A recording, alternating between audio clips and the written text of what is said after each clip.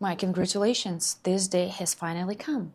Several times I've been asked to talk about autogynophilia, the topic that is so interesting not only from the psychological point of view, but also from the standpoint of society. And since everything connected to gender identity and sexuality is tied to politics nowadays, it's even more interesting to discuss it. So the sexologist who coined the term autogynophilia, Ray Blanchard, is currently 79 years old. And he focuses on such topics as pedophilia, paraphilias, and transsexualism. He even suggested the typology of transsexualism, and he published researches about erotical asphyxiation, something that many of you might like. So the term was coined in 1980s, and it means, well, auto, self, gyne, woman, philia, love. It's a phenomenon when a man gets aroused by the thought and images of himself as a woman. And this does not affect his sexuality in terms of he can be straight, he can be gay, he can be bi, or sometimes they say that he can be asexual, but I would say that probably not asexual, he's more like autosexual in this case. Yeah, but most of them are attracted either to men or to women. Blanchard identified 4 types of autogynophilia. The first one is transvestic autogynophilia. And as you already guessed, the arousal comes from cross-dressing. You immediately might think about sissification and feminization. Yes, right. So basically, someone who is into cross-dressing or a sissy. Here we have to differentiate that just because someone is into cross-dressing, it does not mean that he wants to transition or has gender dysphoria. There are a lot of men with this fetish. I think I saw the statistics, it's like from 3 to 5% of men are into cross-dressing. And obviously not all of them want to transition. And this is how we try to differentiate such things as gender dysphoria, sissification, and autogynophilia. But then if we take the last one, autogynophilia, and we want to say, well, it does not necessarily mean that a person has gender dysphoria and wants to transition, because that's what they say about autogynophilia. Okay, same we can say about sissification, so what are the differences? Anyway, the second type of autogynophilia is behavioral autogynophilia. It's when you act like a woman and when you get treated like a woman. If you read some forums, like Reddit forums, of men who decided that they are women in like their 40s sometimes, or later in their 50s, and often they go outside, yeah, like in all this pretty clothes, and they really want to be treated as women. They really don't want to be misgendered, and whenever it happens, it gives them euphoric boner. Here you have to understand that the main difference of someone's transgender experience and someone's transgender experience or someone who is a sissy, yeah, and is based on autogynophilia is when you get aroused, when someone affirms you as a woman, you get erection if you're able to. This is a huge correlation to sissification because all these sissies, they want to be treated like a woman. They want... Well, there is a fantasy to be treated as a woman in terms of patriarchy, like the way men have been treating women like badly, like a whore. Well, they're very open about it. They even write books about it, that being a woman means blink, blink eyes, getting fucked, having holes. That's what it means to be a woman. So when you're treated as such, you're automatically a woman. The next one, physiologic autogynophilia. It's when a man gets aroused by some certain functions of women's bodies, such as pregnancy and menstruation. Well, I guess that's why it's this trend for all this menstruate and trans women. We also can menstruate. Why do we have these cramps then? Why can't we produce breast milk? That's a fetish. you are participating in someone's fetish. The thing is that if 20 years ago someone's husband was into cross-dressing, yeah, and acting and being treated as a woman, just like having this fetish, it was kept behind closed doors, and nothing is wrong with that. Nothing is wrong about doing something with another consenting adult. Nothing is wrong with your fetishes if you practice them as a sane individual. When you don't invite others into your fetish, but we live in this current situation when they're so affirmed, because I believe like the government needs them for something. They're being used. And I feel really sorry for the rest of LGBT, that's it, community, because they're being dragged into all this madness, nonsense, like complete insanity. So this man, who back then were just like men with some strange fetishes, who no one is supposed to understand. It's okay to practice it by yourself.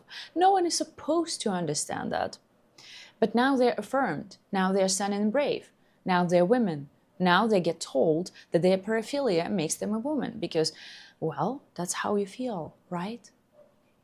And feelings matter more than facts. I tried to make a video without my bias, but obviously that's impossible.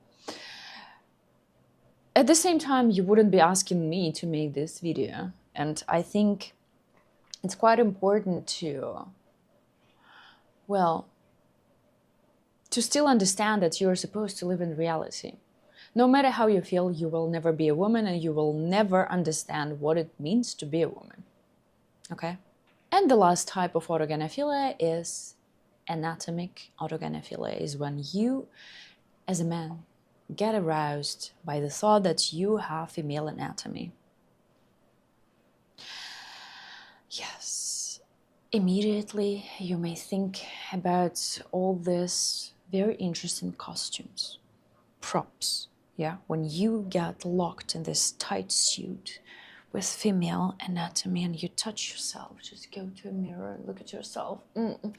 You're such a delicious woman. Look at you. So let's talk about the controversy as if it hasn't been controversial enough. Obviously, this everything is very connected to the topic of transsexualism, and now they don't like the term transsexual. Well, let's say transgenderism then, if you like it more. So Blanchard suggested that autogynophilia might be one of the main reasons of transitioning. Because another category of men who wanted to transition are just gay men who didn't fit into the norms of society. And another category would be men with autogynophilia. So basically men with fetishes. Basically men who gets aroused by the thought that they are women. And this fetish, and when I say fetish, I don't mean, oh, it's just a fetish. I don't really treat it like this. I see the deep nature of fetish, and I can see that, well, how deeply it can affect you and how it can affect your mind. And that's why I want to repeat it again. A mind that is not completely stable, affirmed by the environment that tells you that everything is good with you, just live the way you are. That's a dangerous combination. You don't even have to look at certain researchers, you just have to look around. You just have to open social media. You just need to listen to trans people in order to understand that at least half of this men, well, it's basically the loud majority, yet those who you see online. I understand that actual transsexuals with actual gender dysphoria, they don't need all this stuff. They just want to live their life in peace, and they don't want to be anyhow connected with this ideology. I understand this, but their voices are just so quiet now in comparison to these creatures. So lots of these guys who decided that they're women are driven by sexual arousal, are driven by fetish. And this is where you can see like a clear difference between men and women. The difference between men and women is not about like stereotypes, what it means to be feminine, what it means to be masculine. It's not about like this rigid gender norms, but that's about physiology and also hormones that affect our behavior. And you will see that if we have men who transition because it's a fetish for them, and sometimes they don't even realize, they just think that getting aroused to the thought of being a female is just completely normal woman's experience. And if you look at women who transition to men, who want to be perceived as men, that's always like a completely different motivation.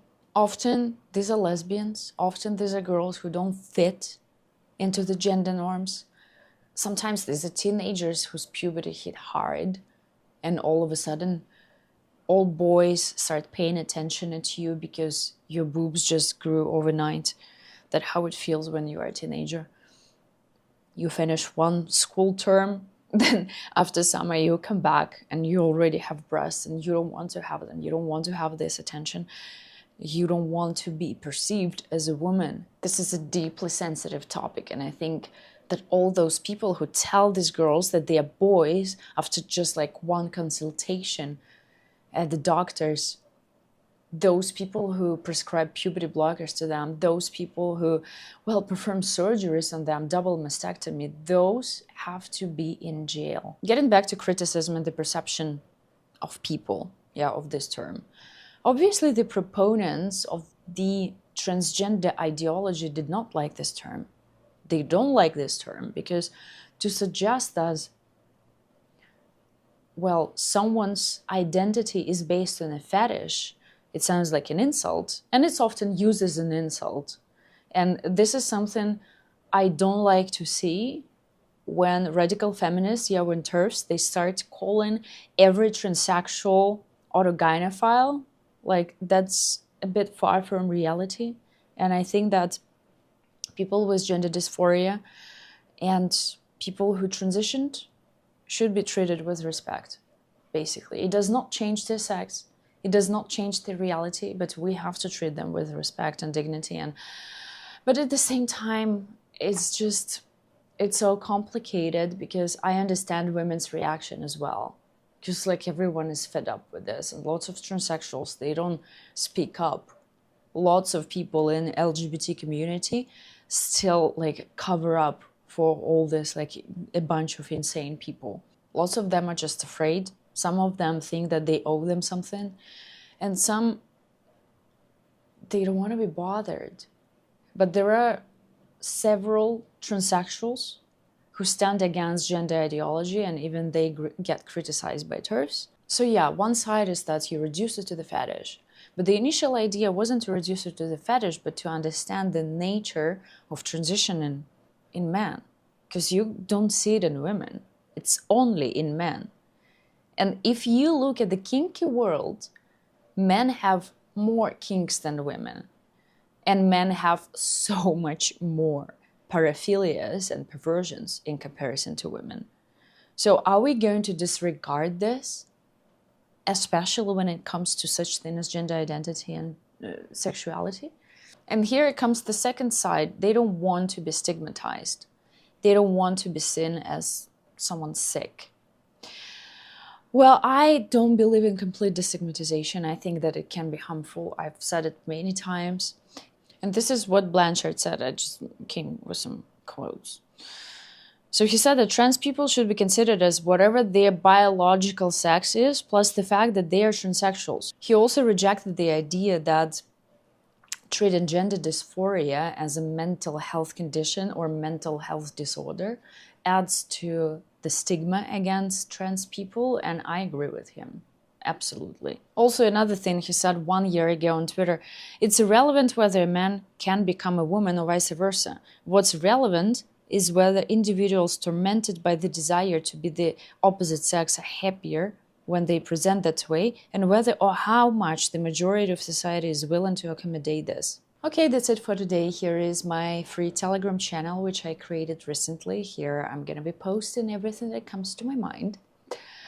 Subscribe to me on YouTube, follow me on Instagram, on Twitter, and I will see you in the next video.